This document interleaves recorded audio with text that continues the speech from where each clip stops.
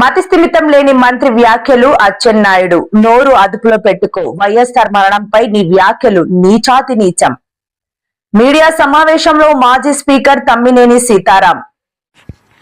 మతిస్థిమితం లేని మంత్రి వ్యాఖ్యలు అచ్చెన్నాయుడు నోరు అదుపులో పెట్టుకో వైఎస్ఆర్ మరణంపై నీ వ్యాఖ్యలు నీచాతి నీచం. మీడియా సమావేశంలో మాజీ స్పీకర్ తమ్మినేని సీతారాం. దివంగత మహానేత డాక్టర్ వైఎస్ రాజశేఖర రెడ్డి మరణంపై మంత్రి కింజరాపు అచ్చెన్నాయుడు చేసిన వ్యాఖ్యల పట్ల మాజీ స్పీకర్ తమ్మినేని సీతారాం తీవ్ర స్థాయిలో ధ్వజమెత్తారు.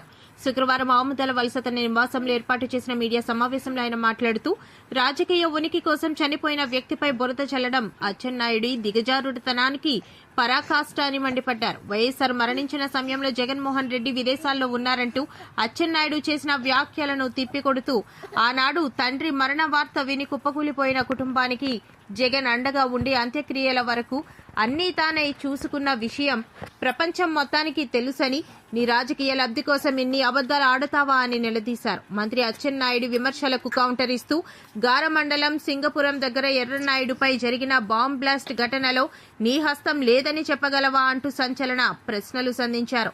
విశాఖపట్నంలో జరిగిన ఒక కార్యక్రమంలో పాల్గొని తిరుగు ప్రయాణంలో రణస్థలం మండలం వద్ద ఎర్రంనాయుడు వాహన ప్రమాదంలో మృతి చెందిన ఘటనలో నీ హస్తం లేదని చెప్పగలవా అంటూ తమ్మినేని ప్రశ్నించారు. వైఎస్ఆర్ పాదయాత్ర ద్వారా ప్రజల గుండెల్లో చెరగని ముద్ర వేశారని, ఆయన ప్రవేశపెట్టిన ఫీజు రియంబర్స్మెంట్, ఉచిత విద్యుత్ వంటి పథకాలు తరాల జీవితాలను మార్చాయని గుర్తు చేస్తూ అలాంటి మహనీయుడిపై విమర్శలు చేయడం ఆకాశంపై ఉమ్మి వేయడమేనని ఎద్దేవా చేశారు. ఈ సంవత్సరం ఎలా మనం పండించుకుంటారా భగవంతుడు అన్నటువంటి రోజుల్లో ఆ సందర్భంగా రాజశేఖర రెడ్డి పాదయాత్ర ప్రారంభించారు.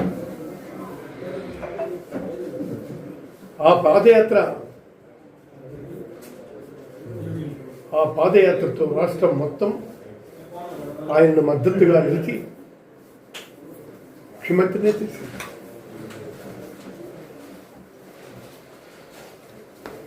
వచ్చి రాగానే ఉచిత విద్యుత్ ఫైల్పై మొదటి సంతకం చేస్తానని చెప్పి మాటిచ్చి సంతకం చేసినటువంటి మహామనిషి వైఎస్ రాజశేఖర రెడ్డి.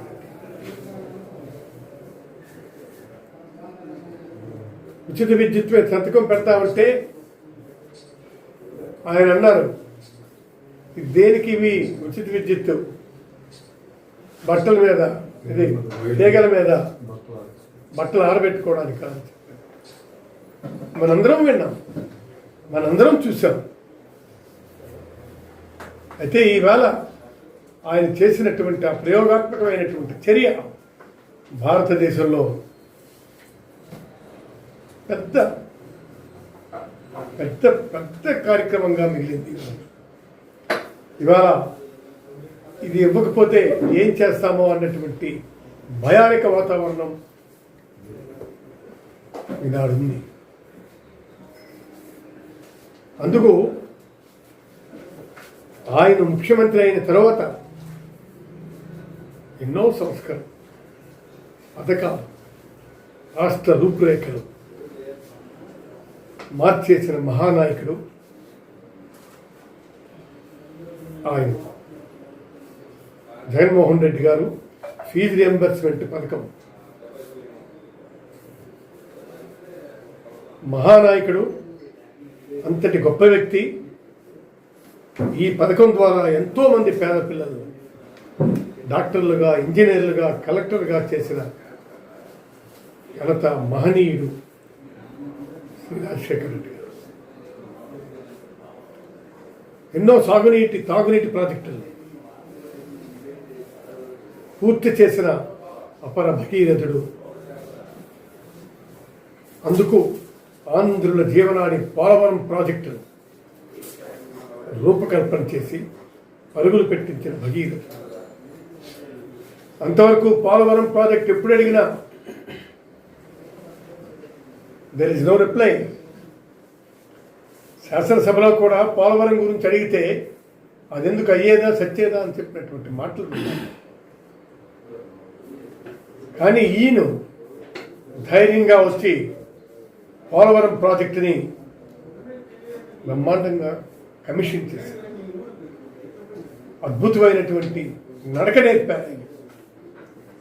అంతటి పోలవరం ప్రాజెక్టుని కూడా ఆయన ఖచ్చితంగా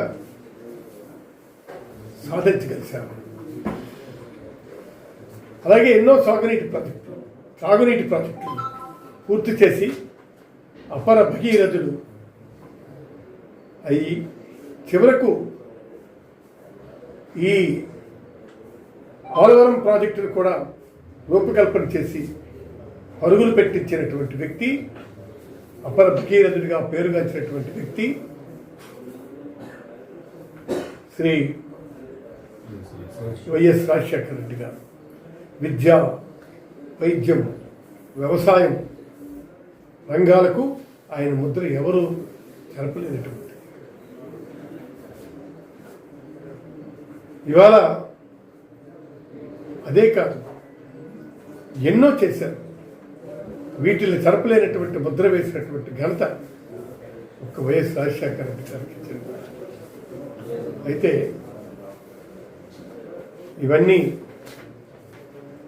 ఒకవైపు ఉంటే మహానేత దివంగత ముఖ్యమంత్రి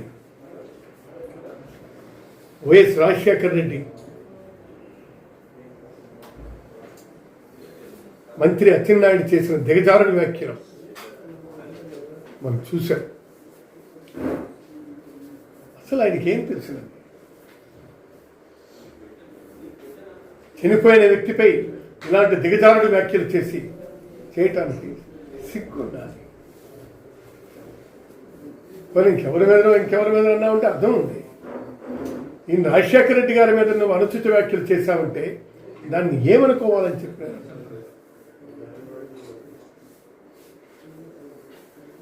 ఆయన రాజకీయ ఉనికిని కాపాడుకోవడానికి ఇలాంటి దిగజారుడు వ్యాఖ్యలు అవసరమా?